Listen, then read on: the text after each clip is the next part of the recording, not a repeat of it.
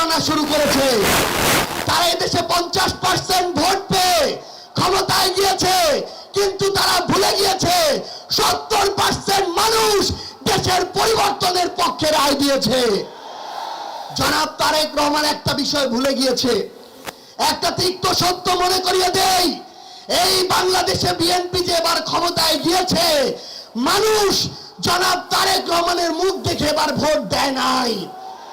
মানুষ ভোট দিয়েছে মেজর জিয়াউর রহমানের ধানের শীষ দেখে। মানুষ ভোট দিয়েছে বেগম খালেদা জিয়ার আপসহীন নেতৃত্ব দেখে। জনাব তারেক রহমান যদি এই ভুল পুনরায় করেন, যদি জনগণের সাথে প্রতারণা করেন, যদি গণভোটের রায় বাস্তবায়ন না করে, এই বাংলাদেশে বিএনপির রাজনীতি জনগণ থেকে বিচ্ছিন্ন হয়ে পড়বে। আমরা আওয়ামী লীগের 16 থেকে 17 বছরে দেখেছি তারা বিভিন্ন এজেন্সিকে ব্যবহার করে রাতের আধারে হুমকি দিয়ে তারা পরোক্ষভাবে মিডিয়াগুলোতে নিয়ন্ত্রণ নিয়েছিল। কিন্তু আজকে বিএনপির সময় এসে আমরা দেখছি তারা পরোক্ষর ধার ধারে না, এজেন্সিরও ধার ধারে না, নিজের দলীয় পদ পদবিওয়ালা লোকদেরকে দিয়ে দিনে দুপুরে তারা মিডিয়া দখল করানো শুরু করেছে।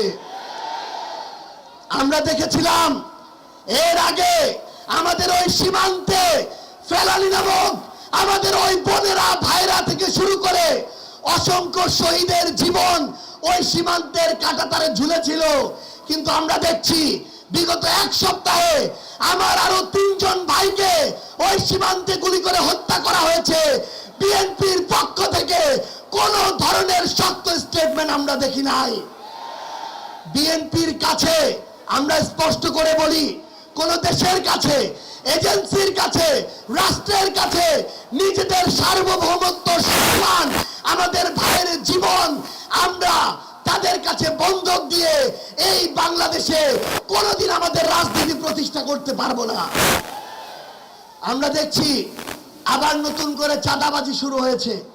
চাঁদাবাজি হয় কিনা, ক্ষমতার অপব্যবহার হয় কিনা, মানুষের উপরে জুলুম হয় কিনা, সরকারি সকল সুযোগ সুবিধা শুধু বিএনপির নেতা কর্মীদের দেয়া হয় কিনা, তাহলে পরিষ্কার করতে হবে রাষ্ট্র কি শুধু একটা দলের? বিএনপি কি শুধু বিএনপির সরকার, নাকি বিএনপি বাংলাদেশের সরকার? আমরা একটা কথা পুরো বাংলাদেশের সামনে, মানুষের সামনে, আপনাদের সামনে বলে যেতে চাই যে আমরা জাতীয় নির্বাচনে ছাড় দিয়েছি, কিন্তু স্থানীয় নির্বাচনে ছেড়ে দেওয়ার কোনো সুযোগ নাই। কেউ যদি আপনার ভোটের অধিকার চুরি করতে চায়, ব্যালট বাক্সে হামলা করতে চায়, উপনির্বাচনের মতো এই ভোট বয়কট করার কোনো সুযোগ নাই। বরং হয় ওই ভোট বন্ধ হবে, না হলে আমাদের অধিকার প্রতিষ্ঠা হবে। একটা জিনিস মনে রাখতে হবে, বিএনপি এখন খাল খনন কর্মসূচি শুরু করেছে, আমরা তাদেরকে ধন্যবাদ জানাতে চাই। কিন্তু প্রিয় বিএনপি, প্রিয় তারেক রহমান, নদীতে যদি পানি না থাকে, পদ্মায় যদি পানি না থাকে, ওই খাল খনন করে আমার লাভ কি হবে? ওই খালের পানি আসবে কোথা থেকে? এই জন্য আমরা আমাদের জায়গা থেকে স্পষ্ট করে বলি, আমাদের গণভোটের রায় বাস্তবায়ন করতে হবে, আমাদের জুলাই সনদ বাস্তবায়ন করতে হবে, সংস্কার করতে হবে। আধিপত্যবাদ মেনে নেওয়া যাবে না, এবং এই বাংলাদেশে আগামীর মানুষের আকাঙ্ক্ষা থেকে এক চুল পরিমাণ সরে যাওয়ার স্পর্ধা দেখানো যাবে না।